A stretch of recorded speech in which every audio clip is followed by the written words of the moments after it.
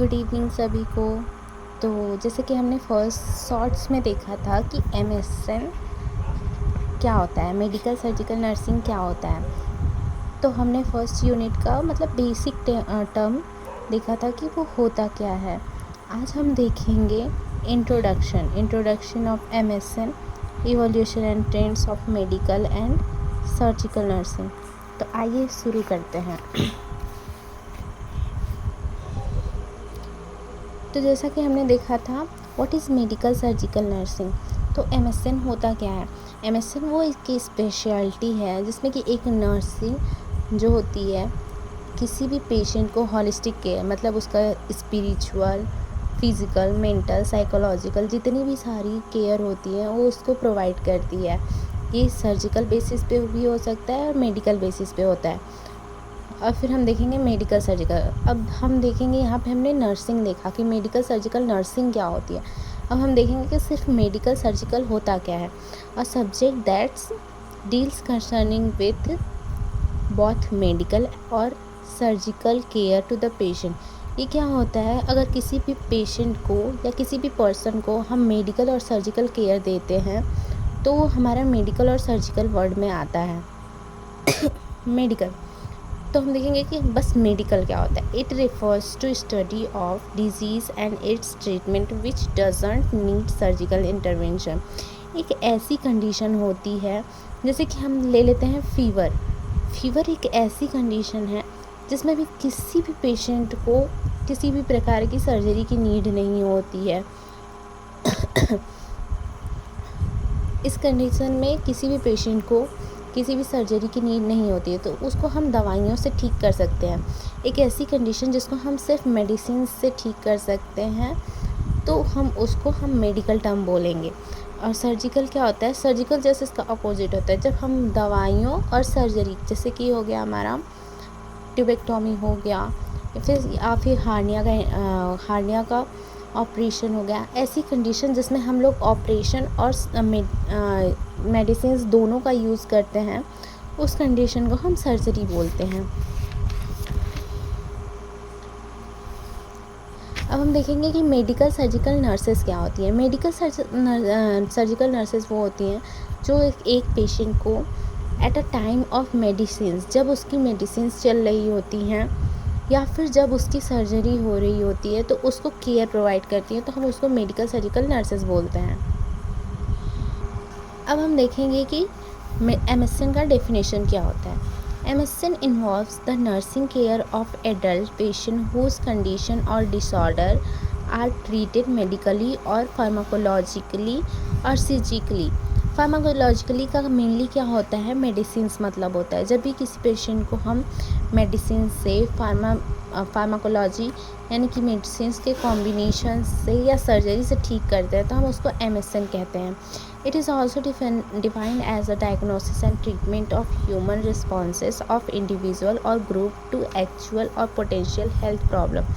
जब भी किसी पेशेंट को जैसे साइन एंड सिम्टम्स दिखने शुरू होते हैं कि हाँ मुझे फीवर आ रहा है, जब भी हमारी बॉडी किसी भी पैथोजेंस या इन्फेक्शन एंटीजन से फाइट करती है तो हमें नॉर्मली फीवर आता है।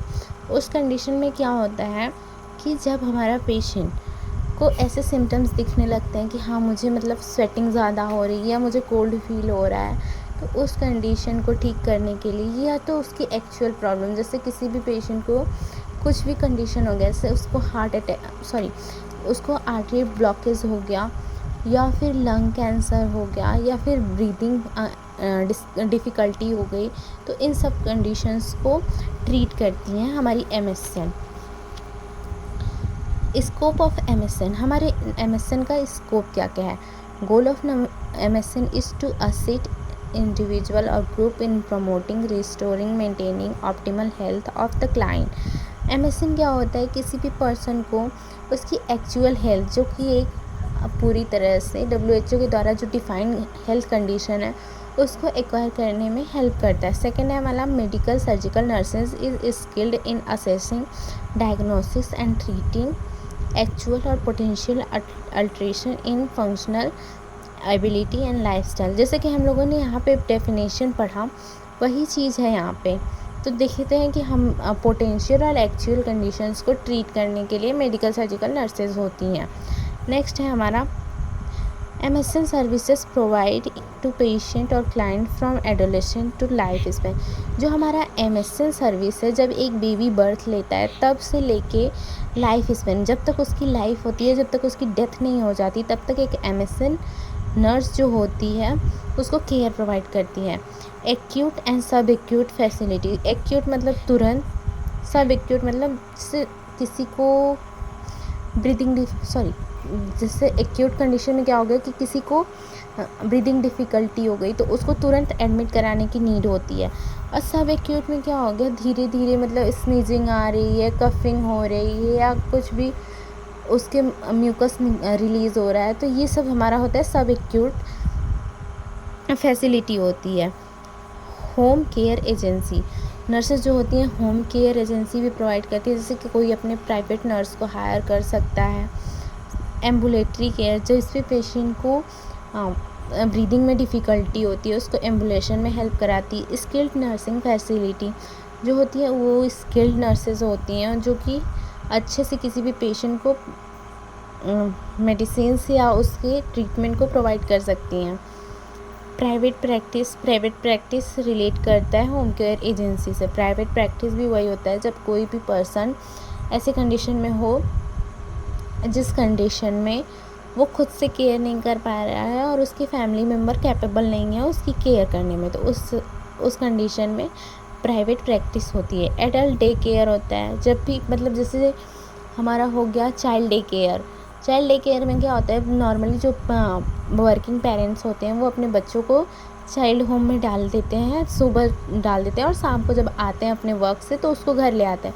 वैसे ही होता है एडल्ट डे केयर, जिसमें कि जो भी बच्चे हैं या जो भी उनके फैमिली मेम्बर्स हैं उनको वहाँ पे एडमिट कराते हैं, सुबह में वहाँ पे छोड़ते हैं और शाम को घर पे लेके आते हैं, ताकि दिन भर का जो भी उनका प्रॉब्लम है, जो भी उनकी केयर है वो नर्सेस कर सकें। अब हम देखेंगे trends in MSN। Quantification of nursing care cost, मतलब इसमें क्या होता है कि क्वांटिफिकेशन यानी कि जो नर्सिंग केयर कॉस्ट है वो कम से कम हो सके। रिड्यूस लेंथ ऑफ स्टे, जो पेशेंट वो लोग इस प्रकार का केयर प्रोवाइड करते हैं कि जो पेशेंट है उसको लॉन्ग टर्म तक हॉस्पिटल में रुकने की कोई नीड ना हो। Increasing reliance on high technology, जो ज़्यादा से ज़्यादा अच्छी टेक्नोलॉजीज़ हैं उनका यूज़ करके पेशेंट को ट्रीटमेंट करना। Requirement of advance nursing knowledge, मतलब जो भी होता है कि किसी भी नर्स को हाई नर्सिंग लैंग्वेज, मतलब कि बेसिक चीज़ें नहीं पता, उसको हाई लेवल की चीज़ें पता हो, ताकि वो अगर किसी भी पेशेंट को ट्रीट कर रही है तो उसको एडवांस लेवल का केयर दे सके। नेक्स्ट हम देखेंगे इशूज़ इन MSN में क्या क्या इशूज़ होते हैं। तो स्टाफ शॉर्टेज होता है, बहुत रेयर कंडीशन नहीं होता है, क्योंकि रेयर ही कंडीशन होता है ये, क्योंकि आज के टाइम में हर एक घर में एक नर्सिंग करने वाला है, तो स्टाफ की शॉर्टेज बहुत रेयर कंडीशन में होती है। फिर उसके बाद है मीटिंग पेशेंट एक्सपेक्टेशन, मतलब जो भी पेशेंट का एक्सपेक्टेशन होता है वो नर्सेस फुलफिल करने में अनकैपेबल होती है, क्योंकि अगर कोई पेशेंट है तो वो सोचता है कि हमें घर वाली इन्वायरमेंट मिल सके, लेकिन एक हॉस्पिटल चाहे कितना भी कोशिश कर सके वो किसी भी पेशेंट को घर वाली इन्वायरमेंट नहीं दे सकता है, क्योंकि जो love and care family members से मिलता है वो कभी बाहर वालों से नहीं मिलता है, चाहे वो हमारे कितने भी करीब हो। थर्ड है हमारा लॉन्ग वर्क आवर्स, जो भी नर्सेज होती हैं अगर उनको लॉन्ग आवर्स तक काम दे दिया जाए तो वो थक जाती हैं और अपने काम को बहुत बर्डन लेने लगती हैं।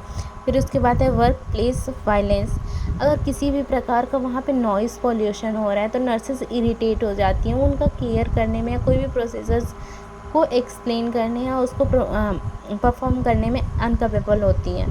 वर्क प्लेस हज़ार्ड्स, अगर किसी भी प्रकार का हैज़ार्ड आ गया, चाहे वो नेचुरल हो या आर्टिफिशियल हो, अगर नेचुरल तरीके से देखें तो कोई भी अर्थक्वेक आ जाए या फिर फ्लड आ जाए तो ये सब नेचुरल चीज़ें होती हैं, लेकिन वही अगर कहीं फायर लग जाए, किसी तरह से शॉर्ट सर्किट हो जाए तो ये हमारा आर्टिफिशियल हज़ार्ड्स हैं। तो इस कारण से भी नर्सेस का जो वर्किंग परफॉर्मेंस है वो रिड्यूस होता है। नेक्स्ट है हमारा पर्सनल हेल्थ। किसी भी प्रकार की पर्सनल हेल्प देने में अगर वो अनकैपेबल होती हैं तो ये हमारे इश्यूज़ होते हैं।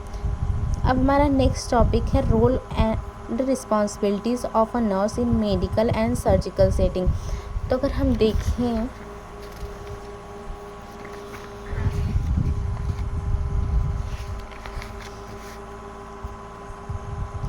तो यहाँ पे हमारा है international classification of diseases evolution. हमने देखा इवोल्यूशन हम कट कर दे रहे हैं क्योंकि इवोल्यूशन टॉपिक अभी प्रिपेयर नहीं है, तो उसका वीडियो मैं अलग से डाल दूँगी।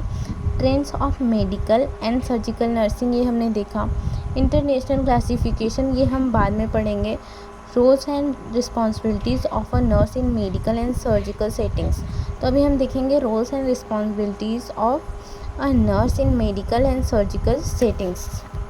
तो इसमें मेनली हमारे 3 यूनिट्स होती हैं। फर्स्ट है हमारा आउट पेशेंट डिपार्टमेंट, सेकेंड है हमारा इन पेशेंट डिपार्टमेंट और हमारा थर्ड है इंटेंसिव केयर यूनिट।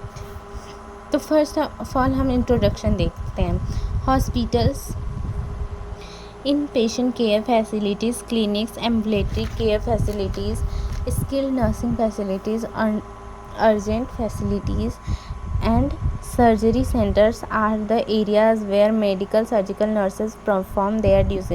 ये सब ऐसी जगह होती हैं जैसे कि हॉस्पिटल हो गया, क्लिनिक हो गया, इन पेशेंट फैसिलिटी हो गया, एम्बुलेटरी केयर होते हैं। ये सब एक ऐसी जगह होती हैं जहाँ एक नर्स किसी भी पेशेंट को केयर प्रोवाइड करती है। The nurses provide pre-operative and post-operative for the patient including outpatient and inpatient। जो हमारी नर्सेज होती हैं वो किसी भी पेशेंट को before the surgery and after the surgery उन्हें केयर प्रोवाइड करती हैं, चाहे वो उनका आउट पेशेंट डिपार्टमेंट में हो या इन पेशेंट डिपार्टमेंट में हो। मेनली जो इन पेशेंट डिपार्टमेंट में होते हैं वो लॉन्ग सर्जरी के बाद के होते हैं और जो आउट पेशेंट डिपार्टमेंट में होते हैं वो शॉर्ट सर्जरी, जैसे किसी को वुंड हो गया, वुंड क्लीनिंग हो गया या फिर ट्यूबेक्टॉमी हो गया, वेसेक्टॉमी हो गया। इन सब कंडीशंस में पेशेंट को हॉस्पिटल में स्टे करने की कोई नीड नहीं होती है।